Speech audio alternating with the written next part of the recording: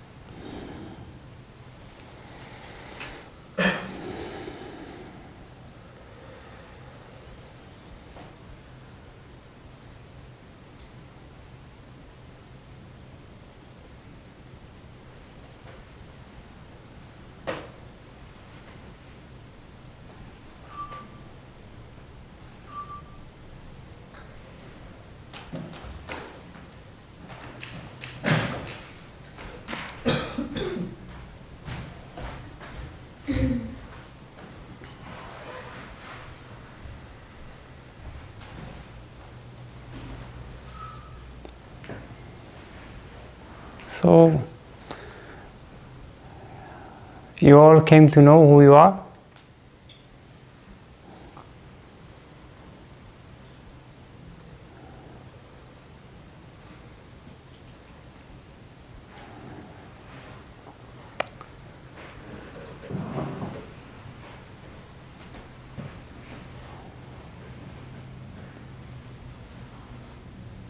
It is pretty amazing when you think of it.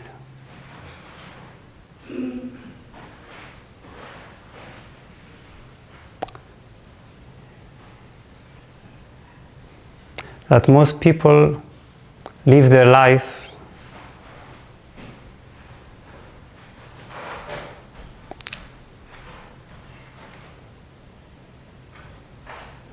just living,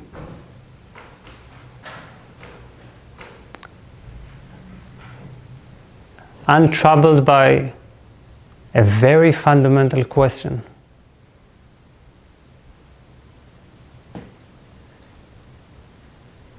That they don't know who they are. It's a big question. It should be troubling.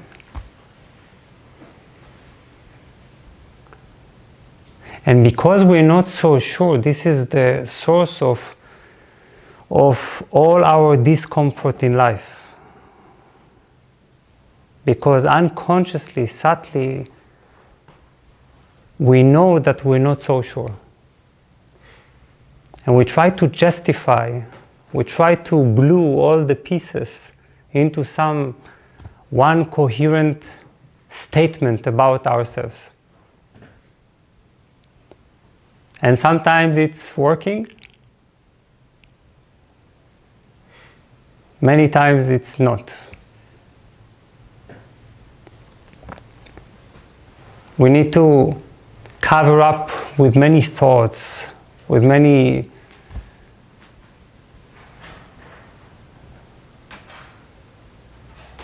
identifications and attachments.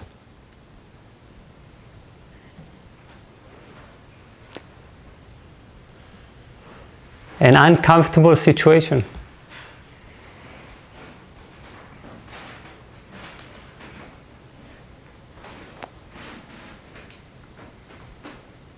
That when we look into ourselves,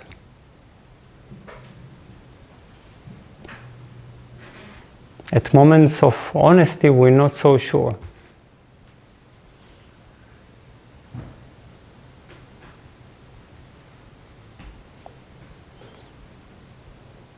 And this is why we have satsang.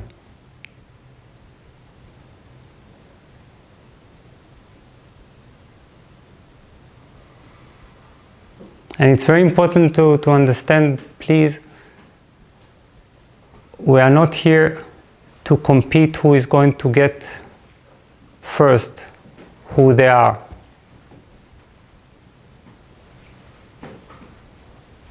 It's not a goal. It's a relaxation. It's something deep inside us that lets go of a great effort And it's not a new type of effort.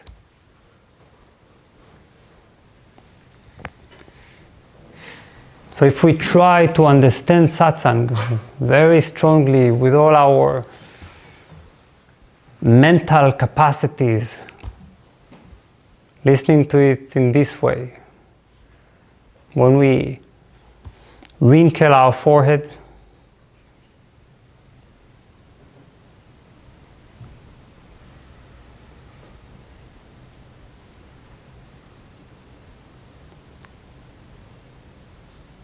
this only makes it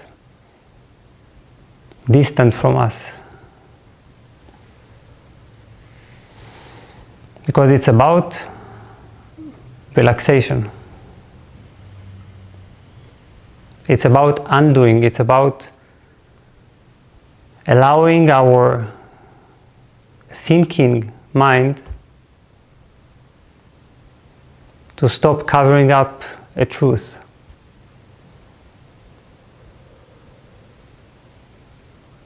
If I needed tonight to take you somewhere, that would, I'm not sure I would even want to do that, because it would be very exhausting. Try to tell you, okay, we all go there. Let's go.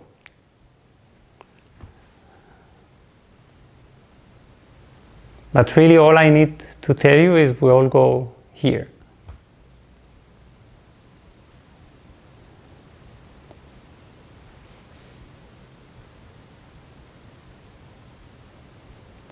And it's a chance to unburden ourselves.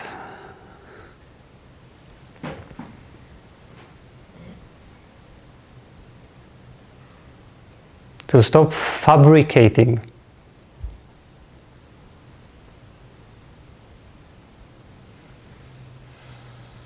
a self that doesn't really work.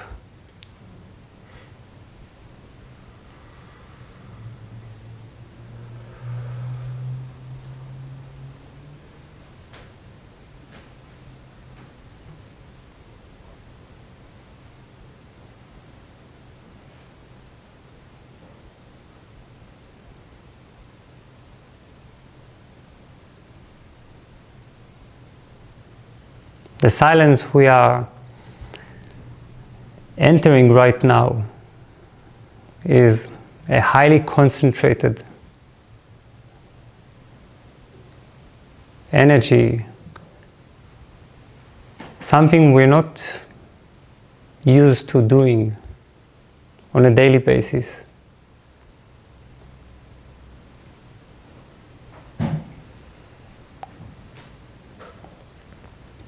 It can be experienced as tension, or we can just let go into it. Let it take us, let it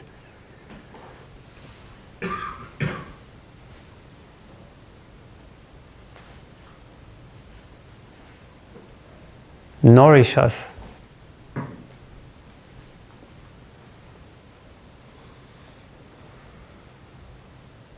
Everyone nowadays knows, or many people know, that meditation is nourishing, that it's healthy. But why is it healthy? It is because through meditation we are getting in touch with the circumference, with the periphery of our true self, and even getting in touch with the slightest energy field. The most distant echo of our true self is like water to our thirsty consciousness.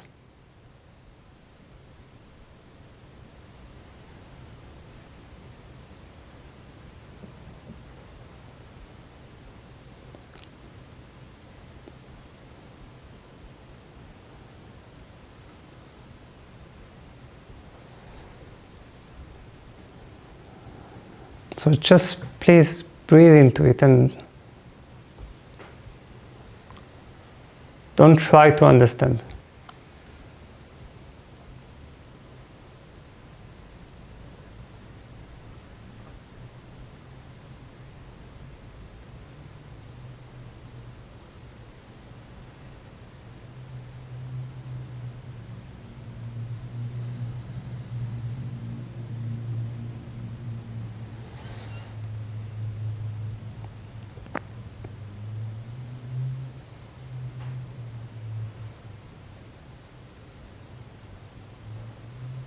So we all start with in the same starting point. We come with a certain self, a certain me. Right?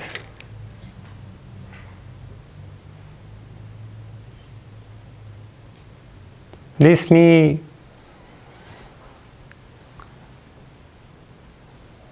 is not really us.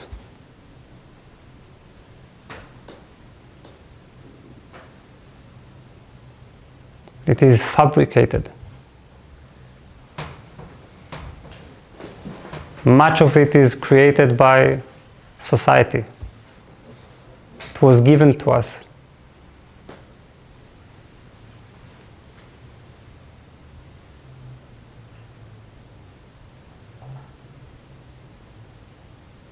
Do you remember the day when you began associating the name that was given to you with yourself?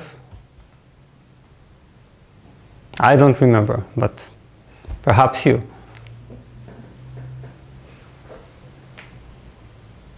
But there was a moment in which we started having this name glued to us. Our parents entered our range of sight, and they said, in my case, Shai, Shai, Shai. And slowly I became Shai. And then they told me, in my case, you are a Jew, and you live in Israel. And now we teach you the history of your country and your people. And we will teach you about your family.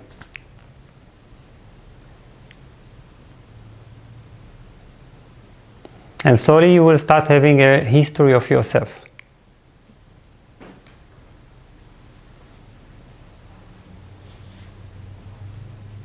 And this is your culture.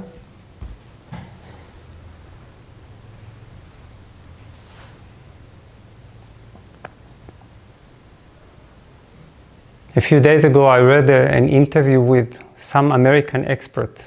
Even saying American expert is funny. And he kept saying all throughout the interview, we, the Americans, when we fought World War II, when we wasn't even there, when we fought in Iran, in Iraq, and so on and so on, and it was astonishing to see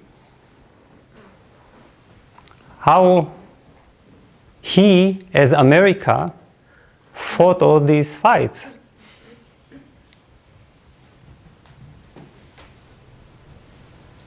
He was America.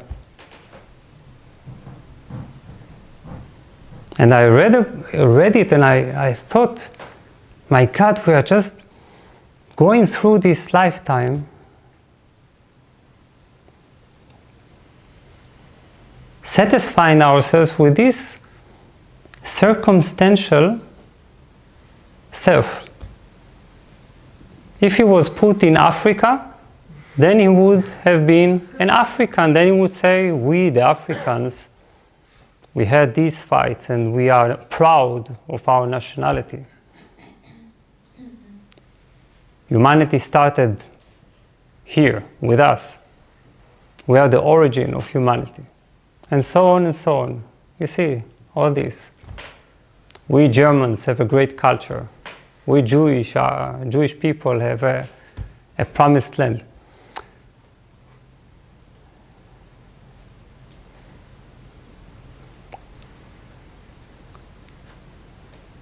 And when it is with nationality, perhaps for the more advanced minds, it is easier to notice.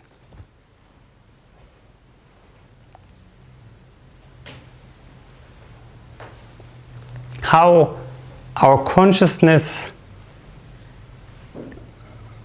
got glued got attached to some kind of a circumstantial life experience, and ever since we are it. And this is how we spend our day, all day long,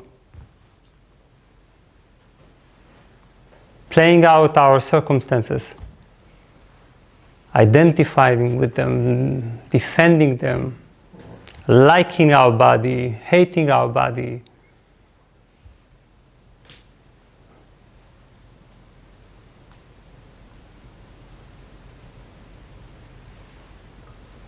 Identifying with our talents, with our skills, or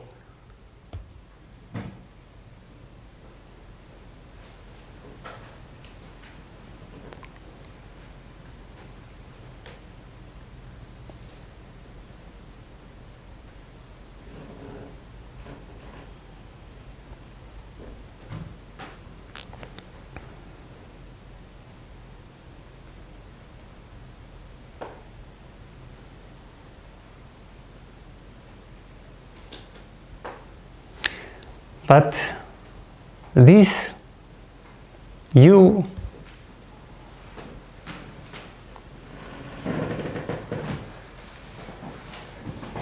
is just something that you have. This is you is just your life experience. It's not you. And we all started with a blank mind, empty. It was too empty. It was ready to be filled with anything. We took in everything without filtering, without suspecting.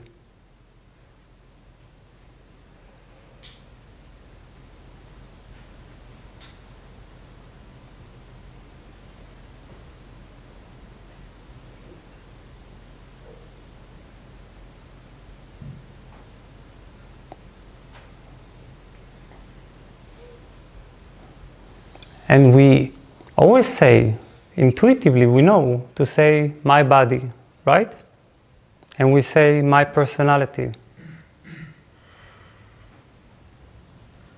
And we say my life. And we even say myself.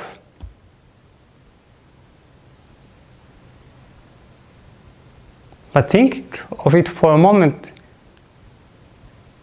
If you say myself, it means that yourself is smaller than you.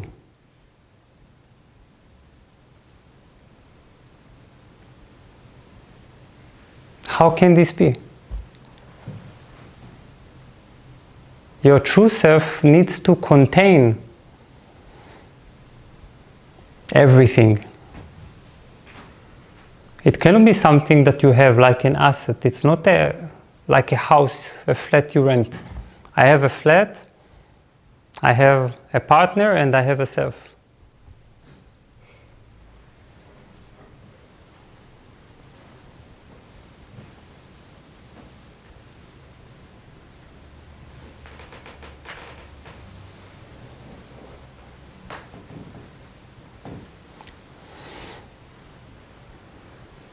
Anything that is smaller than you, that is contained by you, that is a part of you, cannot be you.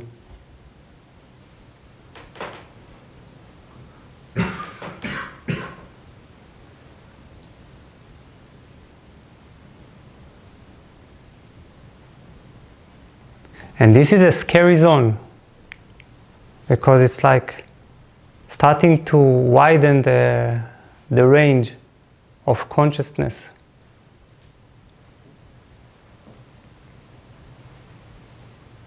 That's why we need satsang, because throughout the day, the events of the day and needing to be this circumstantial self, we all know it's too powerful. Who stops to think?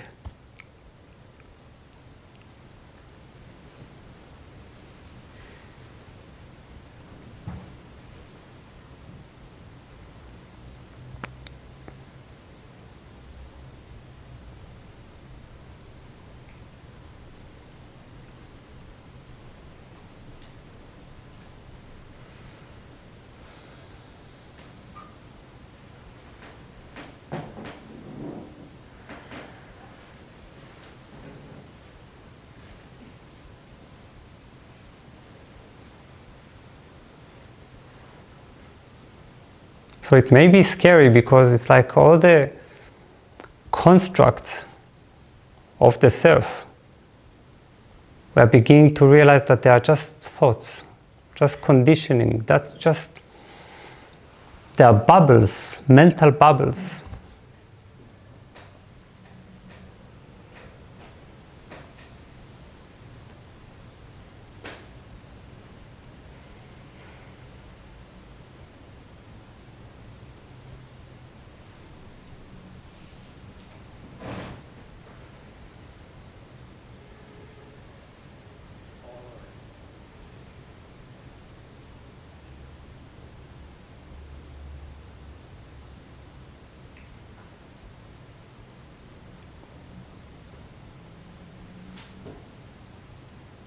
So, who are you? If you are not anything that your emotions, your thoughts, your feelings can contain.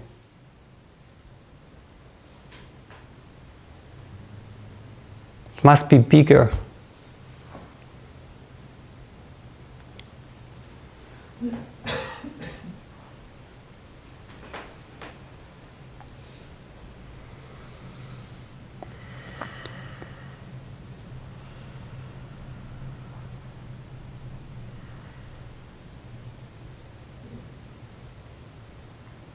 This is why I said at the beginning that it's relaxation.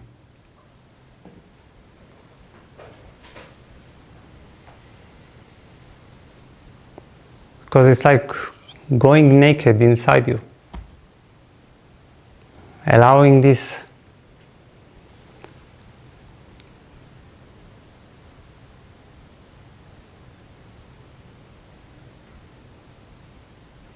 American or Jewish 19th century or 20th century self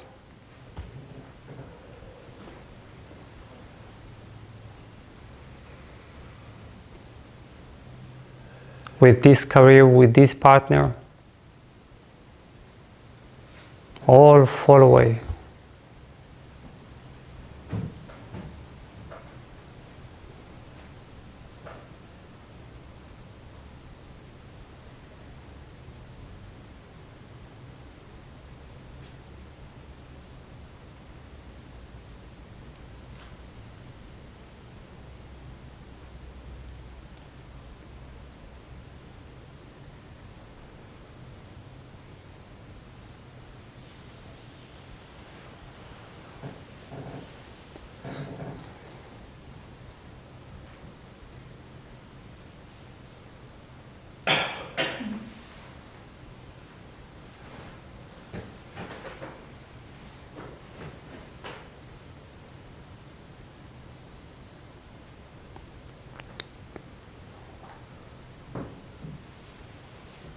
You see, if your thoughts can capture it,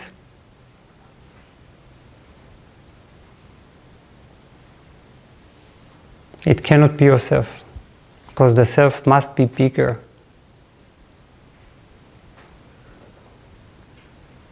than any of our thoughts.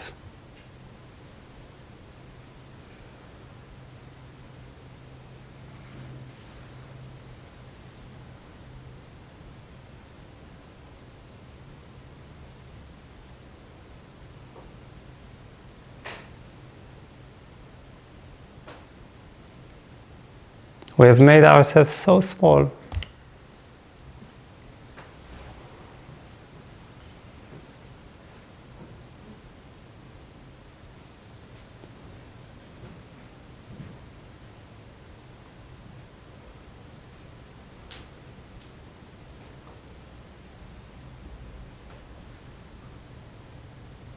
Imagine for a moment that you were born in a different country, to a different family, with a different culture, with a different belief system,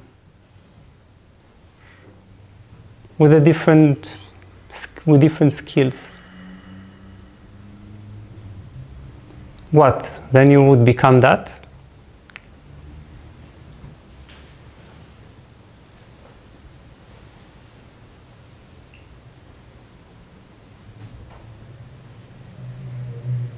The answer is yes, for most people.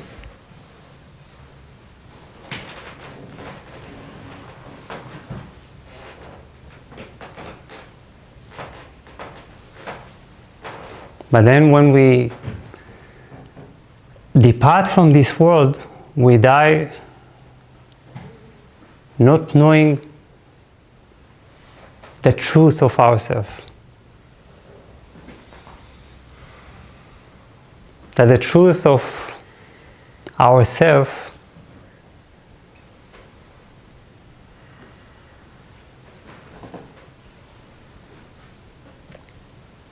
is not the truth of myself or yourself.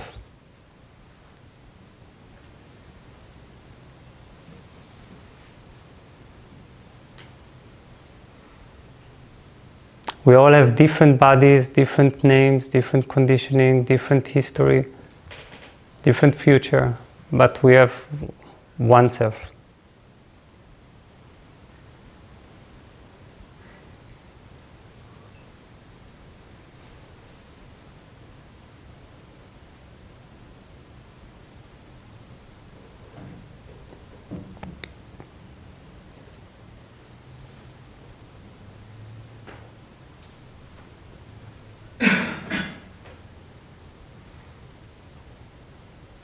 So this is how we question, we look into ourselves, we're asking, what is in me that it was not given to me by circumstances?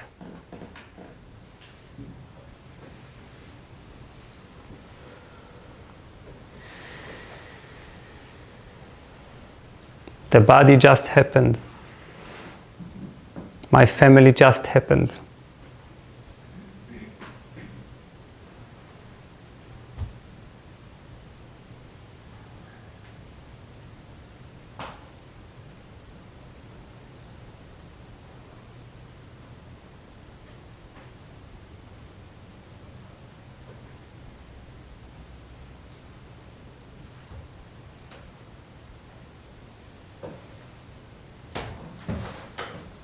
And I always like to think that this is a question that even if you are an alien on Mars, with the most sophisticated culture, having the best technology ever, you're still stuck with the same question. Who am I?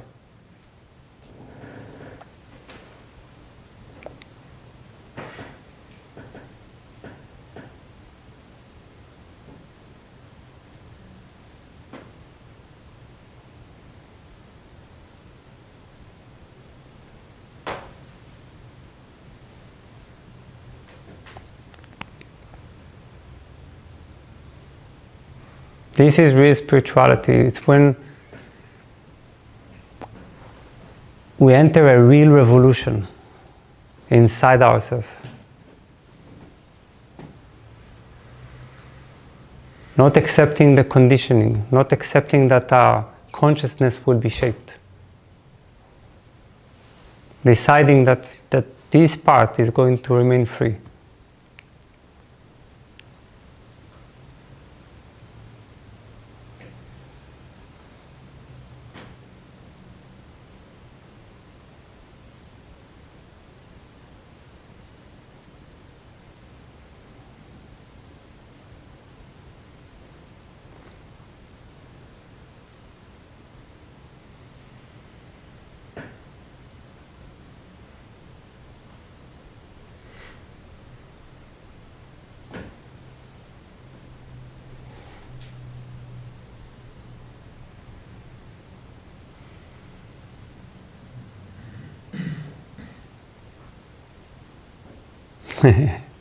Every night we're doing that, right? Taking a vacation from ourselves. Because nobody can be this conditioned self for too long, it's exhausting.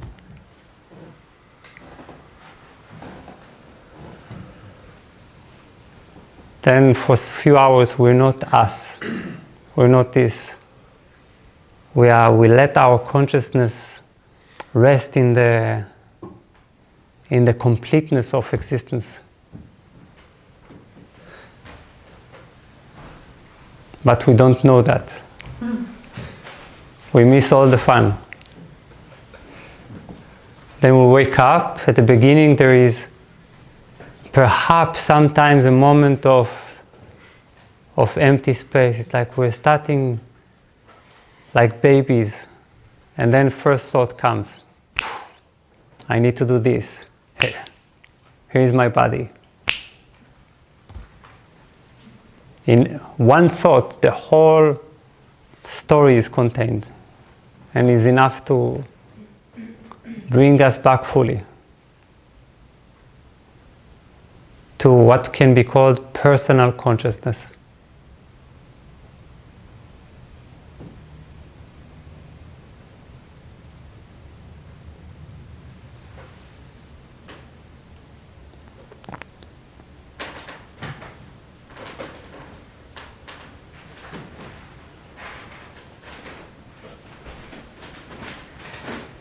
When you wake up in the morning, try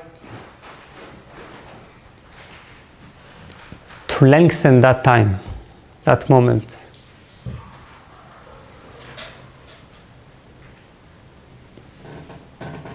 When you go to sleep,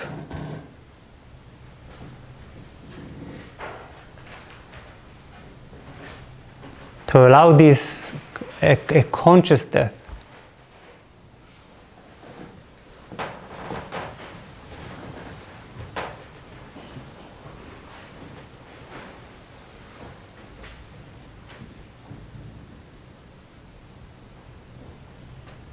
That you are really separating.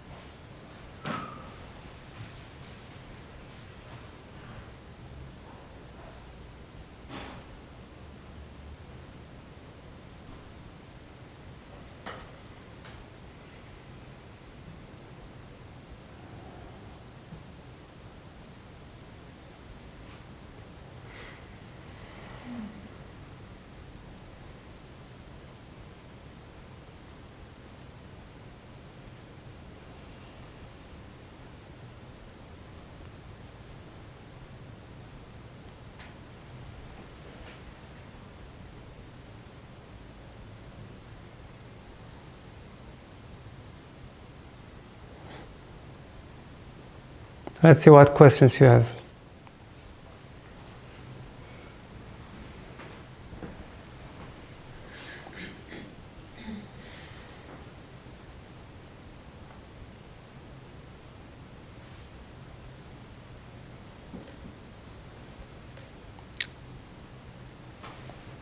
Every question is everyone's question.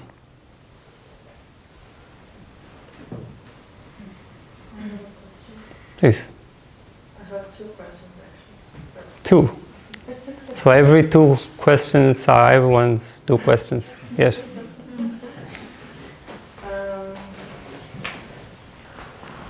So I'm doing the 21-day self-acceptance challenge with you. And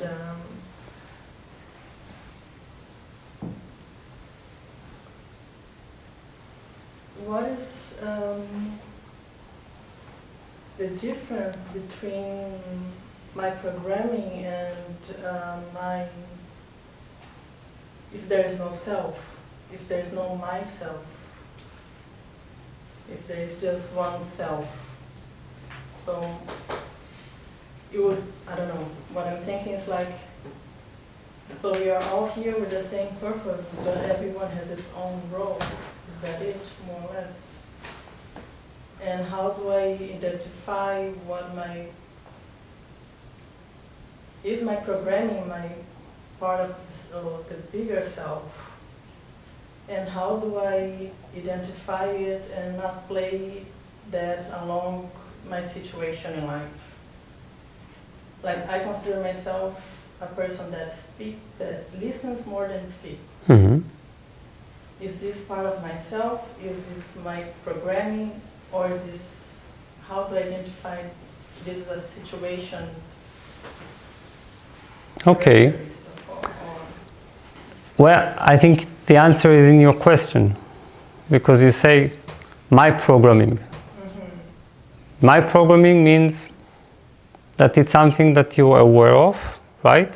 You can notice that there is a certain programming, a certain natural and nearly automatic mechanism that was partly natural, you just came with it, and partly shaped by events and reactions and of course culture, history, you know, everything, genes, everything created a certain programming that we have some control of. Mostly we don't. That's why, you know, we struggle to change ourselves all the time, but not tremendously, with tremendous success. You see? I mean, let's be honest. We're not really able to dramatically become different programs. And it's not meant to be. It's okay. We're fine. So when we say my programming, you say my programming, it means that it's just something you're aware of, you contain, it's a part of your range of awareness, you can see that you have it, but this is not your true self. You see? Your true self is behind your awareness of this programming. Think of it like there is a programming, then you say my programming, and then I'm telling you behind this one, there is you. This is meditation. And this you is not a part of the programming, is not affected by programming, and is free. This is where the 21 days challenge and what we call enlightenment, they become one comprehensive story of our life. You see? And this programming we need to accept. Just like, you know, you accept the programming of a tree. Everyone is fine with trees having their programming. For some reason, ours, we always we say, no, this is not good. It should be different. But no one asks us, you see? So we can go from time to time to self-improvement workshops and to have a little more confidence and so on and so on. But in the end of the day,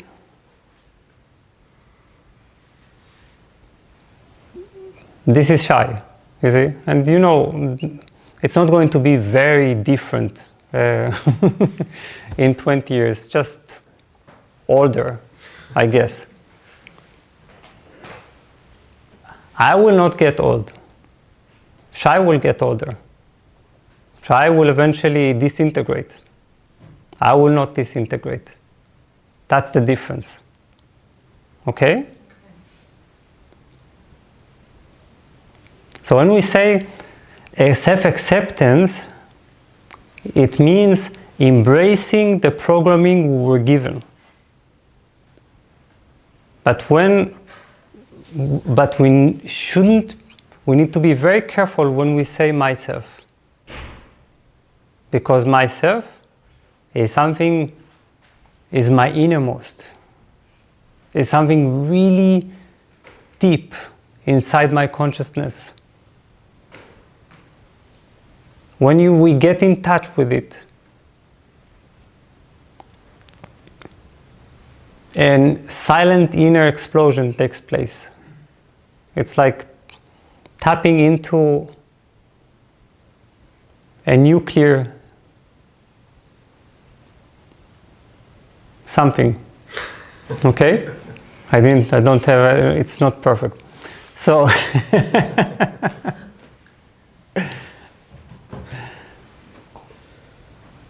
but something explodes.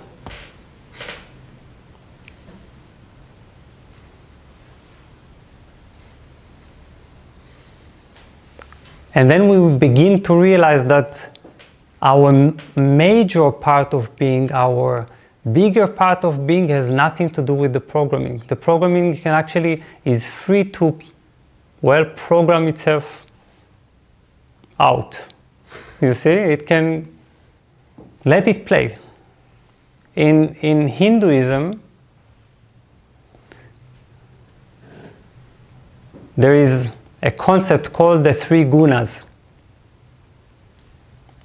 The three gunas are like three fundamental energies of life that in their interaction, they make life happen automatically. And the whole teaching of enlightenment is you are not these three gunas. The energy of fire, of rest, of peace. All these three, they keep molding life. And you can just watch it do its own thing.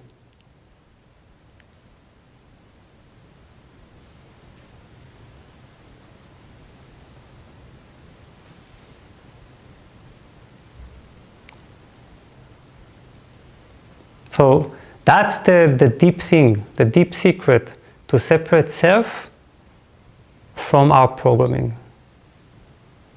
That's freedom. What is the second question? So when I reach this self, myself is the same self of yourself. I mean, when I'm reaching... Yes. Yes. Yes. That's quite a revelation. Yes, because we are so used to adopting a self that is so personal, that is the most intimate thing that no one can share. And it's true, our programming no one can share. I cannot have your programming, and you luckily don't need to have mine. But we have a certain feeling of that the self is something that is only ours. This is why I started saying, we say myself, as if it's like a sort of an asset, but there is no such thing. It's not a pet, you see, like that you raise and you, it's not, the deeper we enter, the more amazing it becomes, because you also walk on the street and you see through people. You see, they tell you hello. This is me, and you just look through this and you smile inside, because you know that in essence you are one consciousness. And it's amazing to see. I mean, it's so playful and charming to see how it split itself into so many creatures that pretend each one to have some kind of an proud, autonomous existence, like what we do now, right? Which is wonderful. Only should not fool us too much.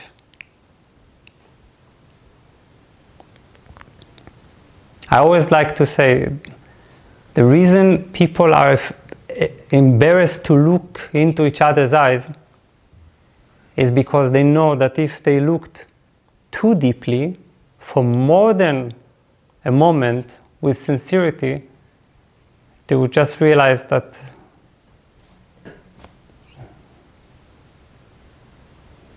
they are one.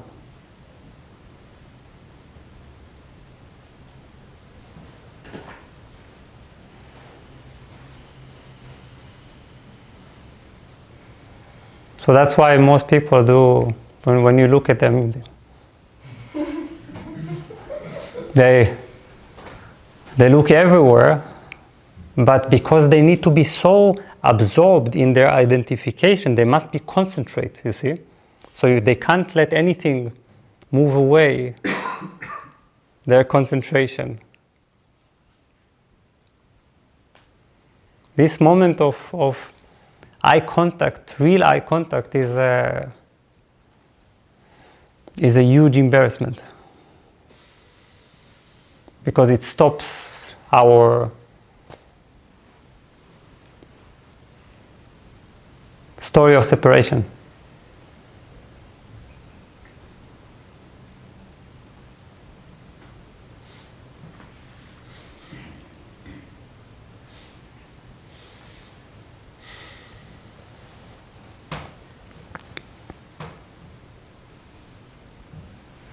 The deeper you go inside yourself, the more impersonal you realize you are, universal you are.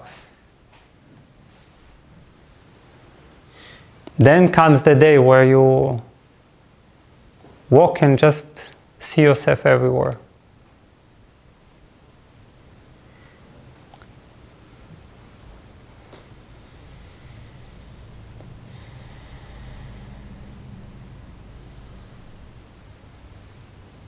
And that makes finally this place your home, because you say, okay, this is my place. It's like, I'm everywhere.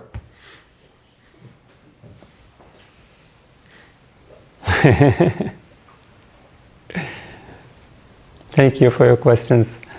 Any more questions, please? Yes? Maybe it's a silly question. There are no silly questions. Because, but who created this then? Is it because you said there's a programming and one that is aware of the programming, okay, and that the real self is behind of this and free, and just this question appeared. Of course, I've heard this before from the Advaita people. Yeah, but who is the creator? Hmm. That's quite a question. Yeah. And we have a big problem about this. The problem is that there's only one. Now, since there is only one,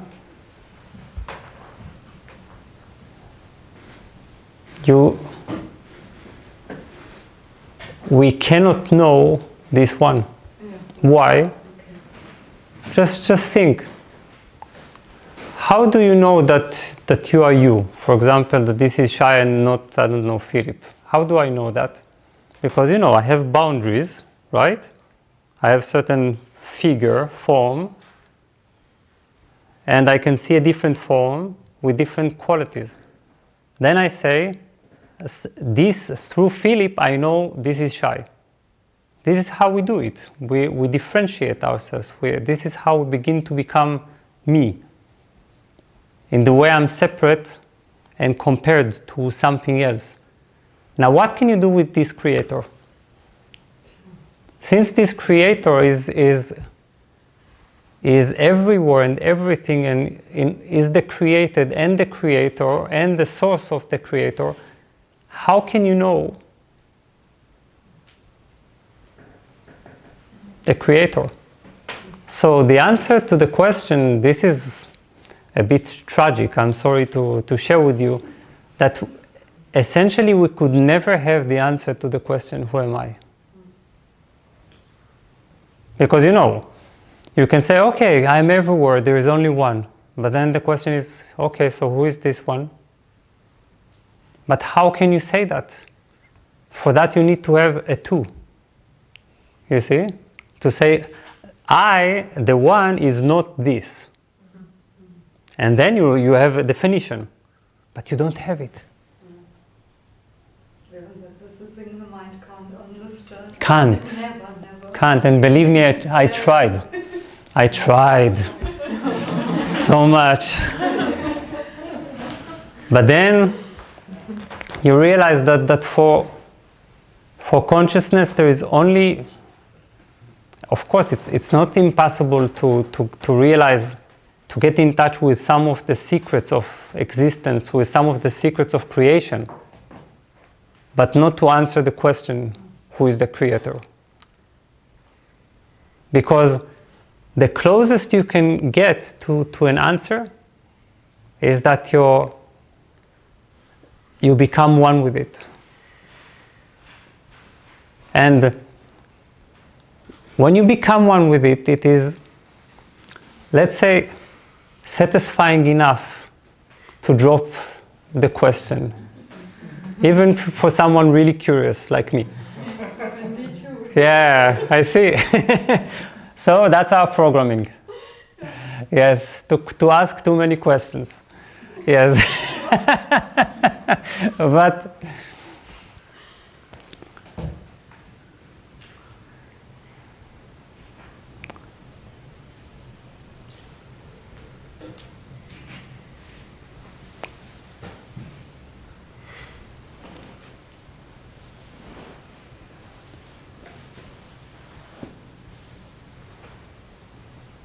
the closest we can get is that us as a drop just merges in the ocean and then knows itself as the ocean, and that's it. But as soon as we ask, yes, but what is this ocean? Then we're already away from it. And I want to say I love it so much when you say, I'm always in this 21 challenge, and I did this thing with the heart before, and I love it so much when you say to give yourself away. I love this so much because I think, yeah, maybe this could help to give myself away. There's nothing nicer than giving ourselves away, because ourselves is not ours. So it's natural, it's healthy. We are anyway going to give ourselves away. Whether we want it or not, there will come the time. I'm sorry. But we should all know it. There comes the time. You know what I mean, right? Death. Sweet death. And it's either something that you have prepared for countless times, or something that will come as a shock, or something that will be so unconscious that it will be just like going to sleep. I choose the first.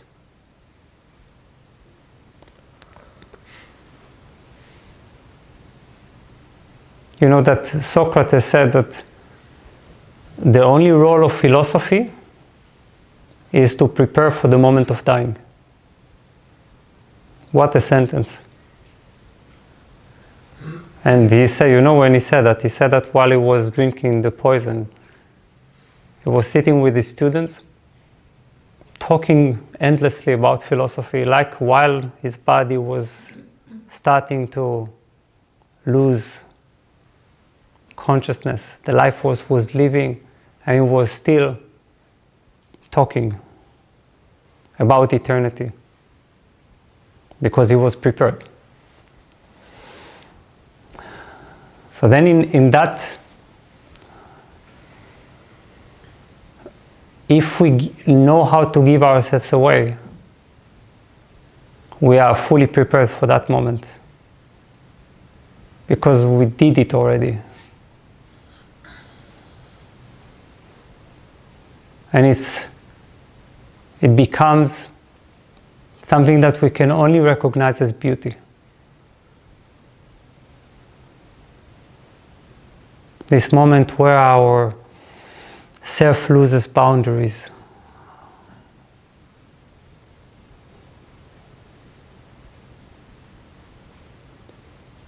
If it lost boundaries also before, we recognize it as bliss, not as horror and not as just going to sleep. It's something you do, you die.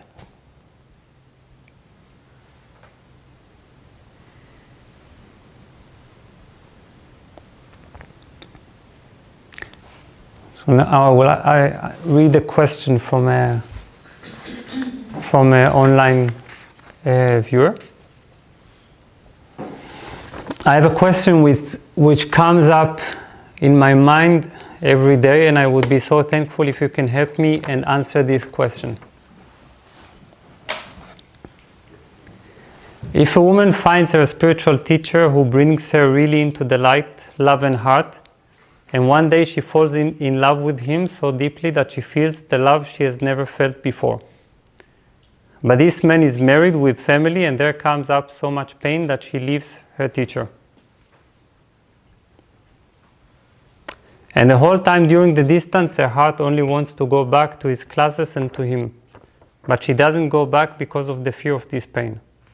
What shall she do?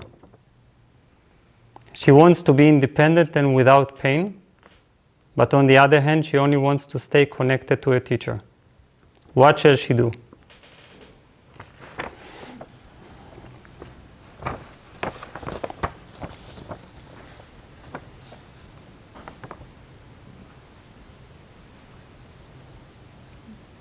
This is the thing, right? It happens very often. I know that from my own experience, that when we have this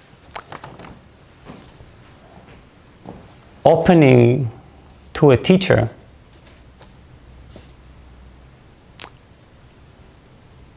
it is the distance, the gap, the distance between falling in love and devotion and giving ourselves away and merging with that being and so on and so on. Sometimes it gets mixed with falling in love, with falling in love with the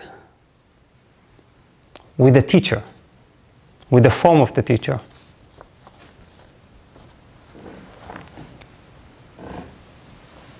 And it's natural because, first of all, the teacher is sometimes, usually, the one who gives us for the first time in our life unconditional love. First of all, because he knows that or he or she, they know that everyone is themselves and they love themselves, and we experience with them moments of tremendous intimacy.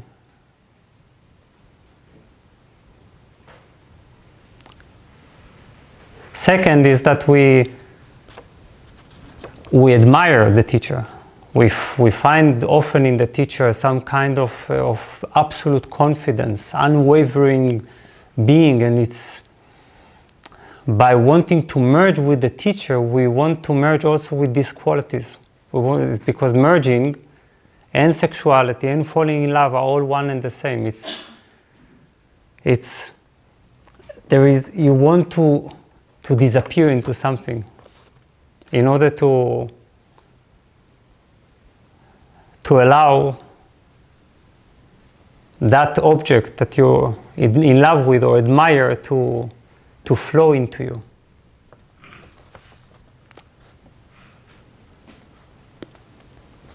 So then it's natural to fall in love. Sometimes it's falling in love, sometimes it's having the teacher as a father figure or a mother figure. It's like the ultimate father or mother, because they are very motherly, very fatherly, and they can contain our sorrow. they contain us. We feel contained. We feel unjudged, and so on and so on. So everything gets mixed.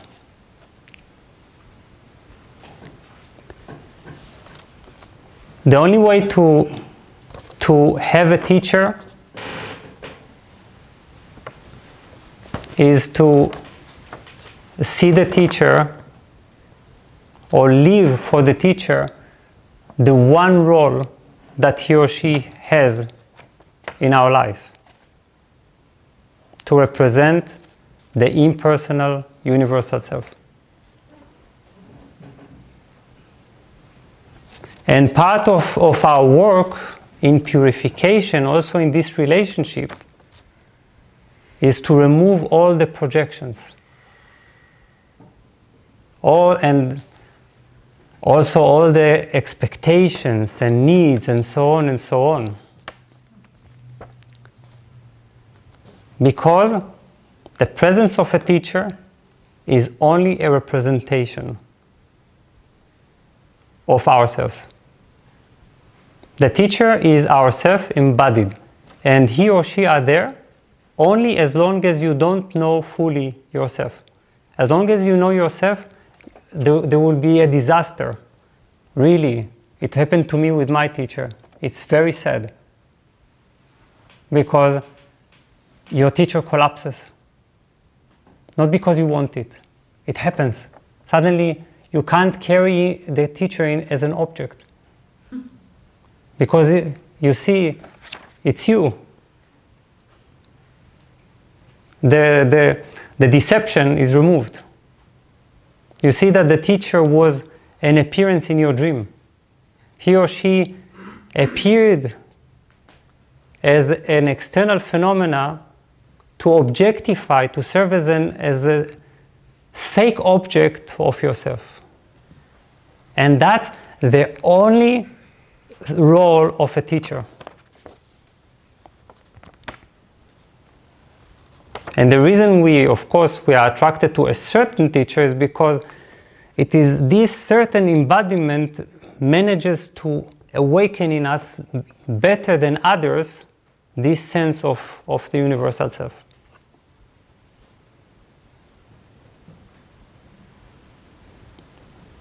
So the pain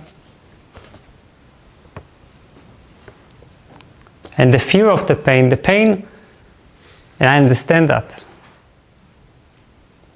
But the pain is the very pain of ourselves not being able to let go of our personal self, of our attachments, of our fears, of our desires, and so on and so on. It's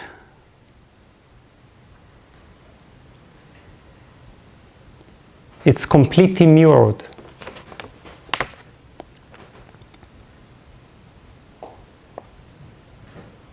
And that is why I wouldn't avoid that. I would enter this purification.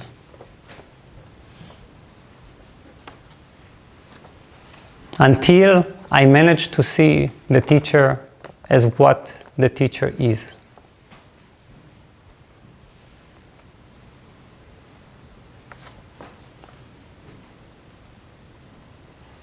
There are very rare circumstances in which sometimes there is a deeper student-teacher relationship that when there is a certain dharma and soul connection and so on, that is meant to preserve some kind of a service or collaboration. This happens very rarely. This is surely not the case. And even when there is a collaboration or co-creation or service, even then you need to clean, you have to purify everything, because this is the best thing we can do to ourselves, to keep the teacher as this representation. The teacher is not important as a person. and is not interesting as a person. What person is interesting, for God's sake? We all know, right, when we fall in love. It seems so amazing, but then you get to know the person, it's okay. 1 day, second day, third day, few months, 10 years, 20 years, and then, yes, I love you.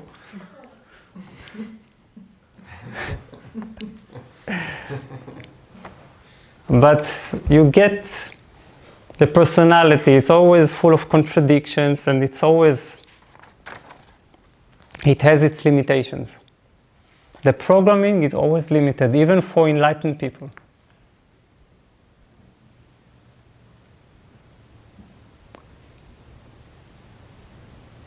But the teacher is not a person. Not because he or she are perfect and have no person at all. This is not true. They must have a person, a personality. Otherwise, what will do anything, communicate, react, anything?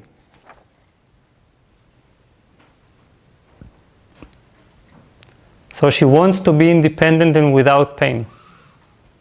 But on the other hand, she only wants to stay connected to her teacher.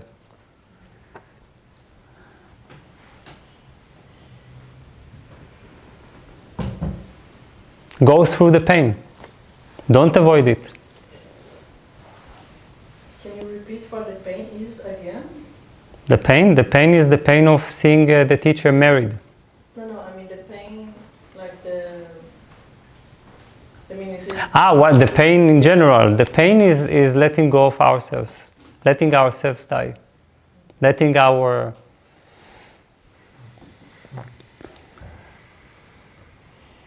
ourselves die into the impersonal truth of reality.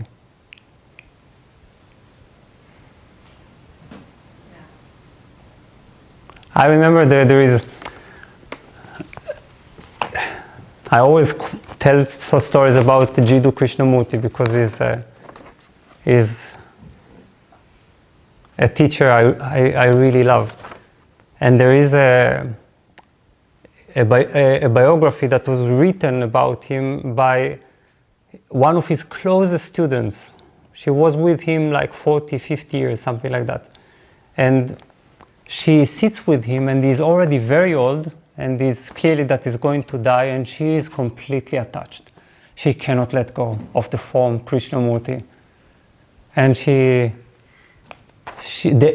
have a whole chapter only dialoguing about this. And she asks him, when you die, what will remain of you? You know, because often we hope that our teacher remains after the death and we communicate with the teacher and so on,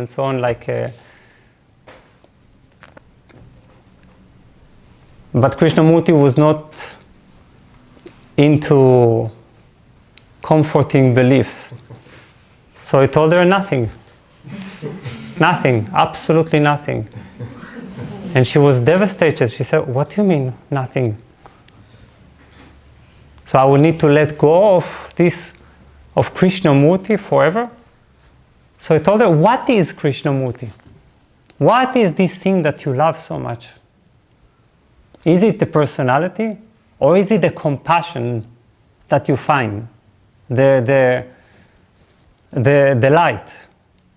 And he said, and if it's the compassion or the light, do the compassion or light need Krishnamurti? He said, what will happen when I die is that the compassion and light, they will just spread again, universal, nameless. And Krishnamurti, the personality, will fade away forever.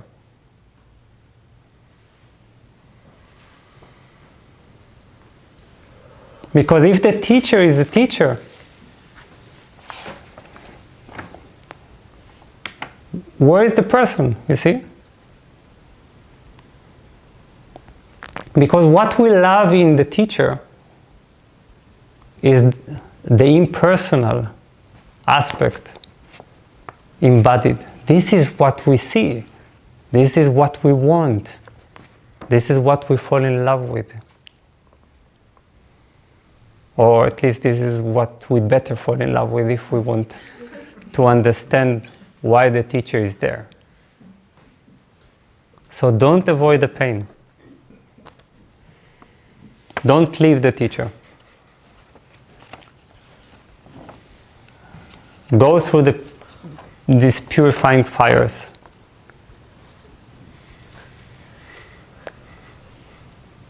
And then you will be independent and connected to your teacher. You see, because the sentence is, she wants to be independent and without pain, but on the other hand, she only wants to stay connected to her teacher. When we understand what the teacher is, we remain independent and connected at the same time. Because it's not about losing our independence. On the contrary, it's about being independent for the first time, like the teacher.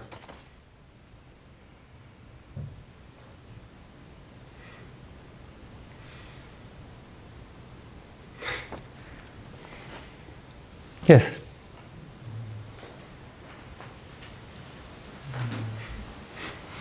Is this also okay to ask my question on German? Yes, of course. Of course. Could I have water? Yes, and I will answer you in German.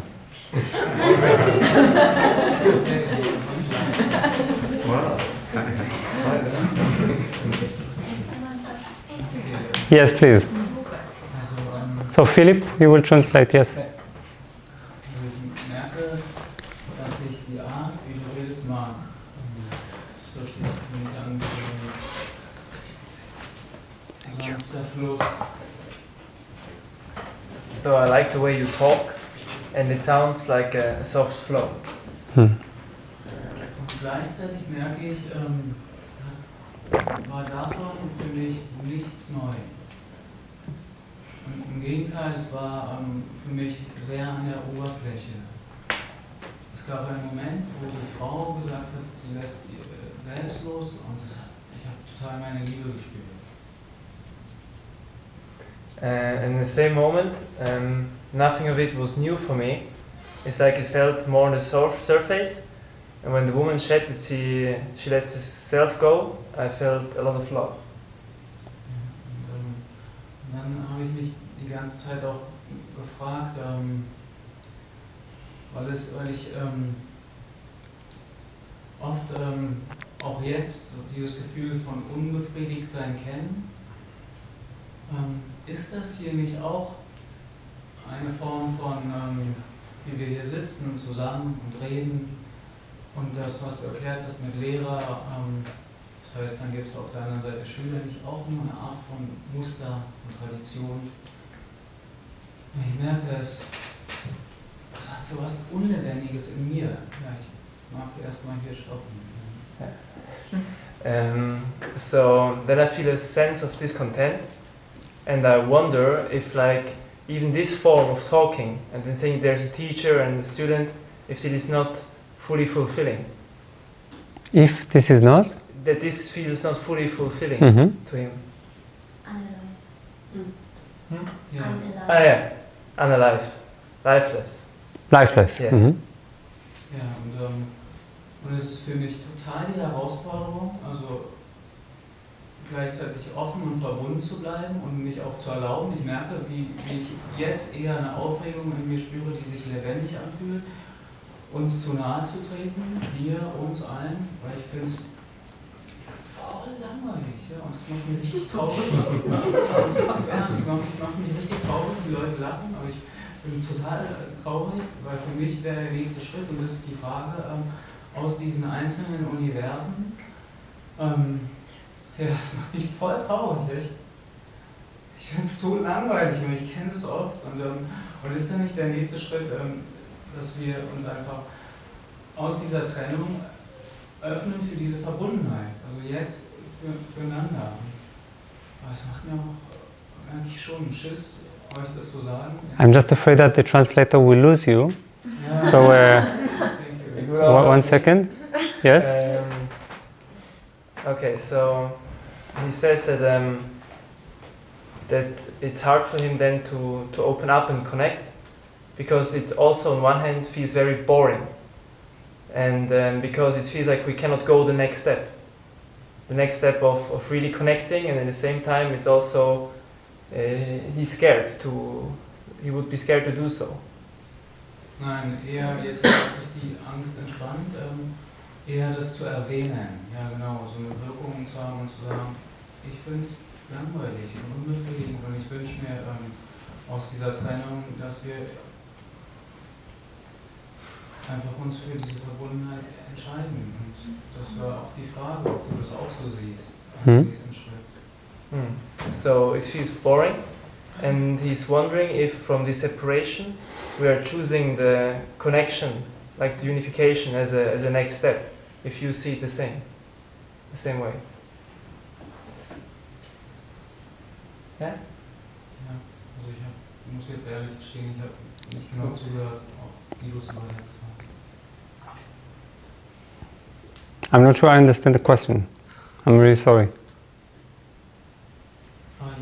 You also didn't understand the question. I'm not sure I understand the question. Yes. He's kind of bored about what we are talking about, and he's asking if you think as well that the next step would be to get into coming together, like unification. From the separation to go away from the to the separation. connection. Like our next collective step? Yeah. Yes. Yeah, great,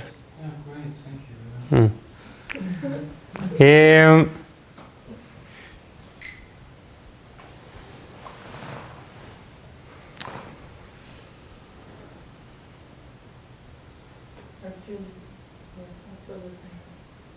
I'm sorry? I feel the same. I'm just saying. I understand what he means. I feel the same. So you're all bored? Okay. I have, for this, because I'm an experienced teacher, I've prepared a movie instead of my talk. So I will screen it now.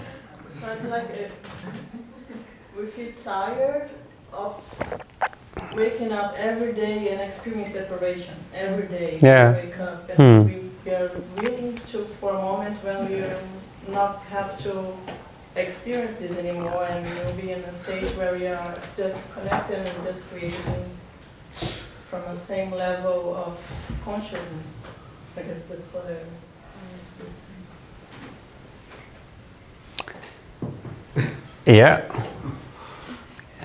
In that sense, I am bored too. No, seriously, because, of course,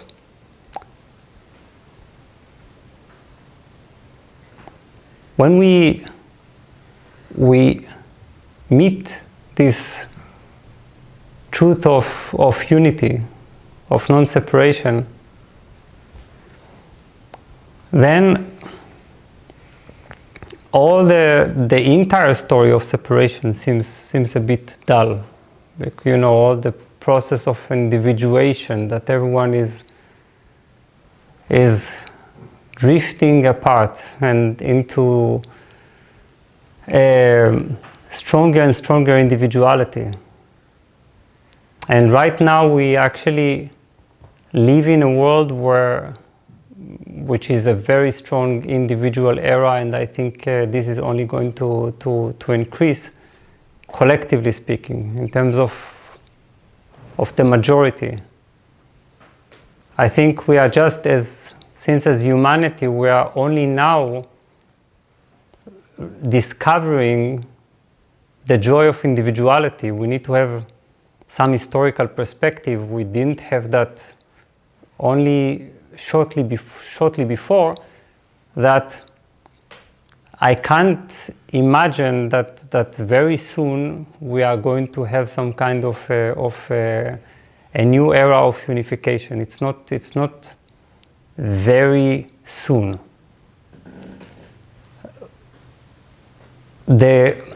what can change that is not a complete collective transformation, but the appearance of communities and experiments that try to make this reality, inner reality and outer reality. Because what we're doing right now is to awaken this as on an individual level. But when we do that exactly the same, for example, I don't know, in a retreat, very soon or after a few days there is a sense of the inner reality coming to the surface. It becomes an outer reality, and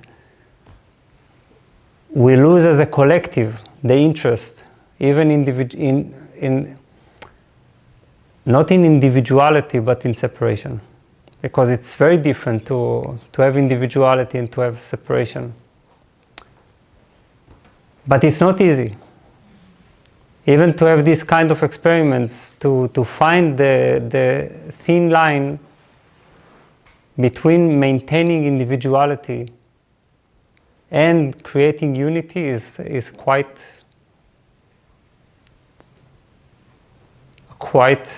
a challenge. So then we have all the time imbalance. There are like stronger forces of individuality or stronger forces of disappearing, like let go of yourself, let go completely, have no ego, merge into the collective and so on. But this we did already in communism. We need already what? I'm sorry? We need already what? We did already in communism and other collective systems, that the individual was not important.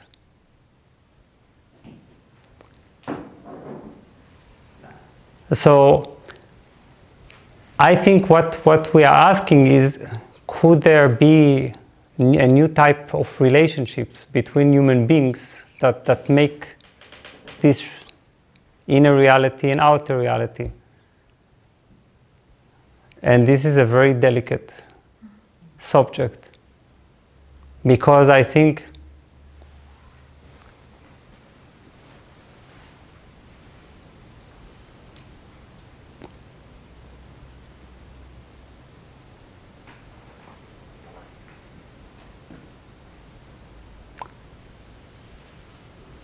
to be able to hold the two intelligently is quite a thing, quite a mastery.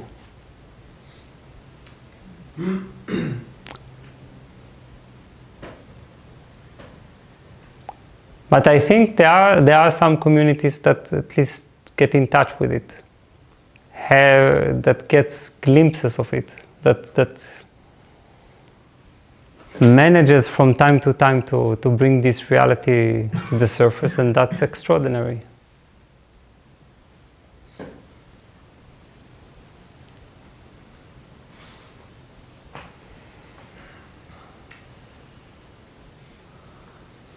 Did I answer? Ja, teilweise. So, ich sehe das, wenn ich ehrlich bin, ganz einfach, dass es nur eine Entscheidung ist, eine Absicht, aus dieser Trennung sich für diese Verbundenheit zu entscheiden. Und ich gebe dir recht, dass das einen Prozess auslöst, der uns so herausfordert, der uns immer wieder in dieser Balance mit mir und den anderen zu halten. Alles andere, merke ich, sind für mich Ausreden. It sounds to me like, to him it rather seems like an easy choice, like a choice to step out into connectedness, and then having the challenge, of course, to keep connectedness versus individuality, but it seems like a choice that can be done right now.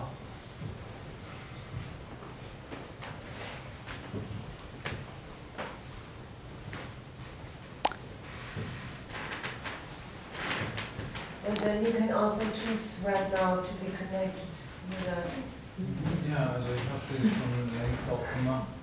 Und das ist für mich eigentlich eher gerade eine aufregende Herausforderung, damit zu arbeiten. Und ich habe das auch eher so empfunden, dass es gerade hier wie eine Welle durchging, bei hier schon.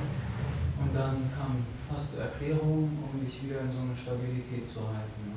Und das kann ich nachvollziehen, so, also weil es stimmt, es macht immer wieder Erschütterungen. Und gleichzeitig so, ja, dann ist es so. Also, das ist halt das Leben. This, if we allow this inner space to connect with our heart, this is the beginning of that. Because our heart, and this is why my teaching focuses on the heart, holds this delicate double reality of the one and the many. You see? So, and this I agree we can do it now. That's why I admit that sometimes when I give teachings, instead of talking about anything, I just immediately make us all drop into the reality of the heart, because sometimes it seems like if we are here, why not at least swim in the ocean of the one and the many right now? Yes, please. Also ich sage dir jetzt noch gleich, erstmal fand ich es super mutig von dir, dass du es gesagt hast und einfach ehrlich warst und authentisch warst. Und genau darum geht es einfach im Leben, ehrlich zu sein. Weil wenn wir diese Dinge nicht ehrlich sagen, das schafft so viele Konflikte und unausgesprochene Sachen. Und es hat mich wahnsinnig berührt, was du gesagt hast. Und auch du, also ich fand es unglaublich toll und mir hilft es einfach immer, mich mit Menschen zu verbinden, wenn ich ihnen in die Augen schaue und wenn ich mich wahrnehme, was fühle ich in meinem Herzen, was sind meine Gedanken, was ist gerade in meinem Körper, was macht das mit mir. Und dann bin ich eben raus aus Bewertung. Und dann bin ich im Moment, dann bin ich gegenwärtig und bin eben nicht in Bewertung. Dann kann ich dem anderen erst wirklich begegnen. Und deswegen danke dafür. Das ist wichtig, das so einfach mal zu sagen. That sounds lovely, but I don't know German, so yes, please. Sorry, I know, I also want to, no, of course I understand. Okay, mach du das. Ich weiß nicht, wie viel ich noch habe, aber ich kann es probieren. Okay, ich helfe dir. Yeah? Okay. So she said that first of all she's really grateful that he shared this, because she thinks it's a very honest act, and also what she shared, and that for her it's happening often like that she can look through the eyes and get in touch with people, and this is like a great release. Yes, and of course I think it's really important to be honest and authentically, because then there are no conflicts, because we're showing all of us, and when I'm in contact with someone, then I'm looking into his eyes or her eyes, and then it's for me like, okay, what I feel at this moment in my body, so I'm feeling my hands at this moment, and I'm feeling in my heart, I'm feeling a little bit nervous at this moment, and my thoughts are, oh my God, what are the other people saying? But this is the moment, and when I'm feeling myself, then I can feel also yourself. I agree. Then I can have a real connection with other people. This is this is my opinion, and this is how I want to live, and I think it's really brave that he told this. Yes. What is important is to understand that this silence contains everything and allows everything. It anyway allows everything, by the way, it allows the whole of life. Silence is the background and the platform, the ground, and on that many things can happen, including authenticity, opening of the heart, and even conflict. Because silence is an all purifier. It allows everything to to clean itself up, until all that remains is this beauty. Yes, and it's also that when I'm in this moment and when I can feel my feelings, my thoughts, and my body, then I'm not in this judgment with the other person. Because I'm in the moment. In the moment, I can't judge anyone. It's not possible. This I agree. Yes. To judge, we need to come out. Yes. Then Yes. we're in the future or in the past when we judge someone. Yes. Yes. Thank you. Please. I have a double question. A double question. Is free will an illusion of the ego that wants to stay in control? And within your experience, does life just unfold within your consciousness, or are you left with any free will choices that you make? Because as I understand, there is no one to make a choice in the first place. So back to the first question, is free will an illusion of the ego? Okay. So, and that's one question. No, that were both questions. No, I'm joking. One question was about Yes, yes. your personal experience. Are you in control of anything, or does life just unfold? Okay. And the meta question here is free will and Okay. Okay. First of all, we need to understand any kind of question about the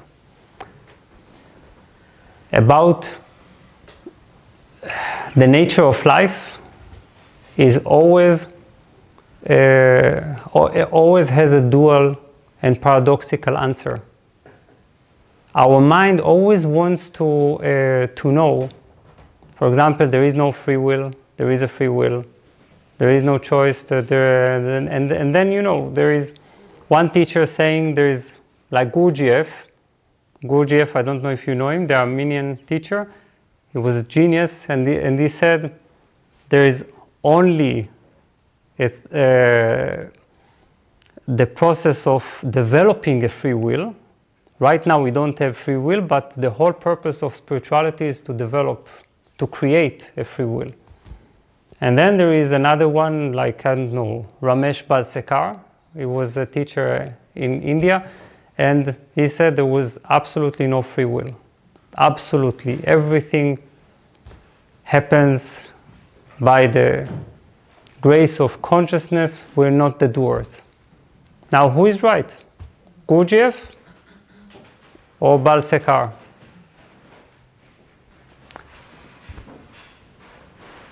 Both. Because it all depends from, it's all a matter of perspective. It's where we look from,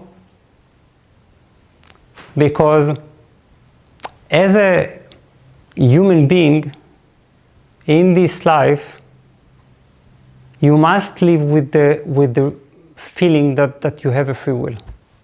You see? You can, of course, decide that there is no free will, and then your whole rhythm of action will change. But this, again, it was a matter of something of a belief. You see, a belief changed your reality. Do you understand? If I say that there is no free will, then I stop doing anything and I'm just letting things happen to me. So does enlightenment exclude free will? So what's your experience then? Essentially,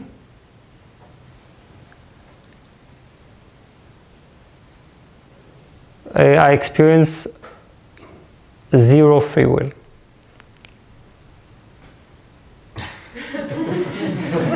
Zero. I'm just watching my skills, my attractions, my inclinations, everything is just playing itself out. It is still, by the way, full of direction and ambition, clarity of decision, and so on and so on, but it's not even that I didn't program. You see? So when it comes to a profoundly, the profound enlightened experience, I don't think there is any teacher that is actually experienced themselves like they are doing their life.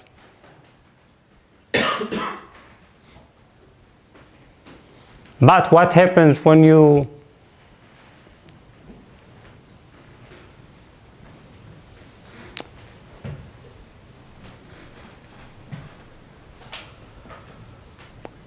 you are at times of needing to choose, you need to play the game. Do you understand what I'm saying? You need to play the game like, okay, now I will decide. Now let's see what is my next step. And the more you are relaxed, the less the more you realize that it's just a play. That you can put yourself into the tension of trying to think, trying to decide, or just wait for life's energies to work it out.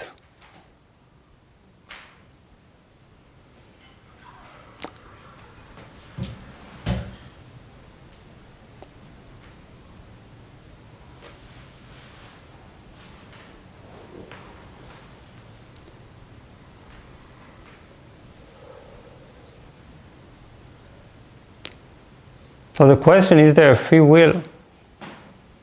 I'm asking myself, even if there is a free will for someone to decide to go to enlightenment or not. Because even that is like an impulse inside you. We didn't choose any of our impulses, our urges, our ambitions, that they're just like strong forces, like forces of nature. And the more you become aligned with life and relaxed in life, you experience yourself like lightning. Lightning just does its thing, you see? What does it do? Well, we know the answer by its very name, right? I like lightning, the name, because it's a name that is also its action. And this is the enlightened state.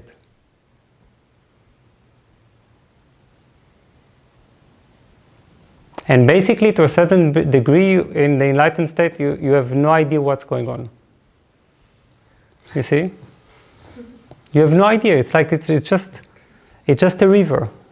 You don't have self-consciousness to say, oh, now this is happening, and here I will direct this, and this. It's not like that. You are the river. And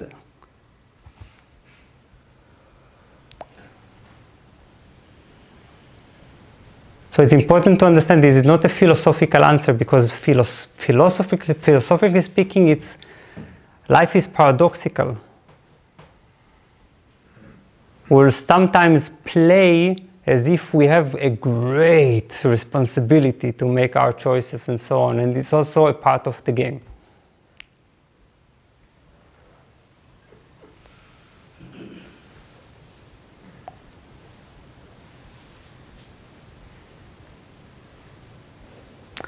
And you see, was there a free will in the first place? Did you choose to come here as you are? I mean, do you have any memory of sitting somewhere in the heaven, like given a catalog of faces? And then they say, okay, so we have the winter catalog. What would you like? We have this guy, or this guy, and then you say, okay, do I have a free will to, to choose between the two? Then they say, actually, no.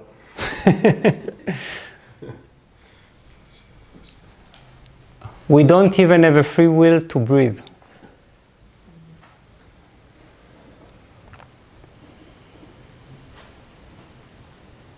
Do you?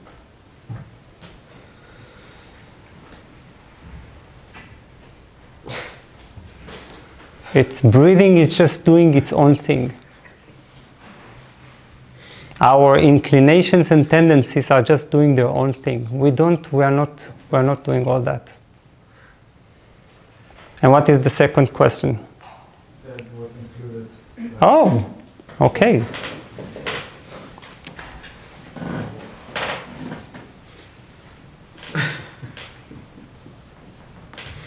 And this is where it is connected to giving yourself away, because it's like when you realize that there is a concept in spirituality of surrender, and it always sounds like a big thing, until you realize the joke that you don't even have the freedom to surrender. What will you surrender? It's like, okay, I'm giving my body to life, but you don't have the body. It's not yours. In what sense is the body ours? You see, it was shaped by life, given by life, and now it is breath by life. We don't do it, so we have nothing to give. Or I give my mind to the universal mind. What do you mean? Then you discover that the giving yourself away was based on the illusion that you had yourself in the first place. And that is freedom. This is when you say, oh, I don't even need to surrender. That is surrender.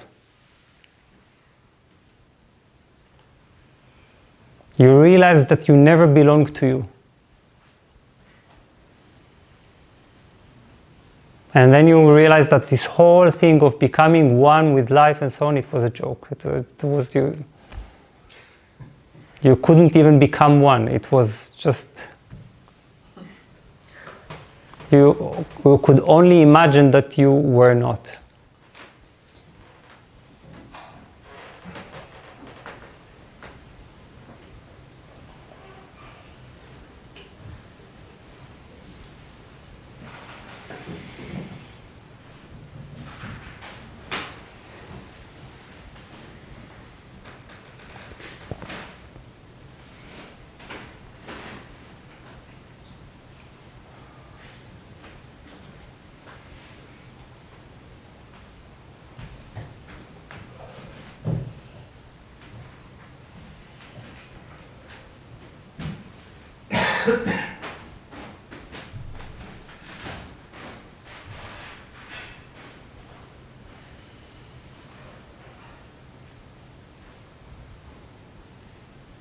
And it's a tremendous, holy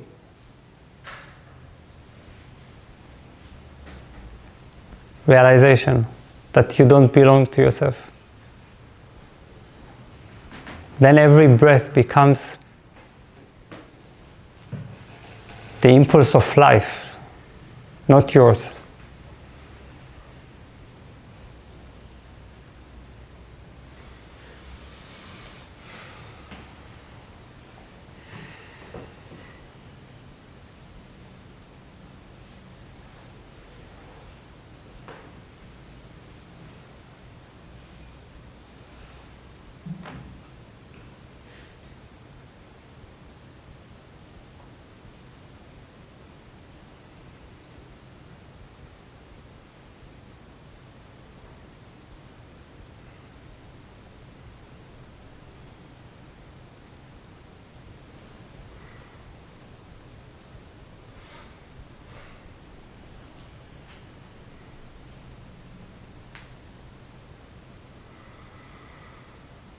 Unfortunately, we have finished.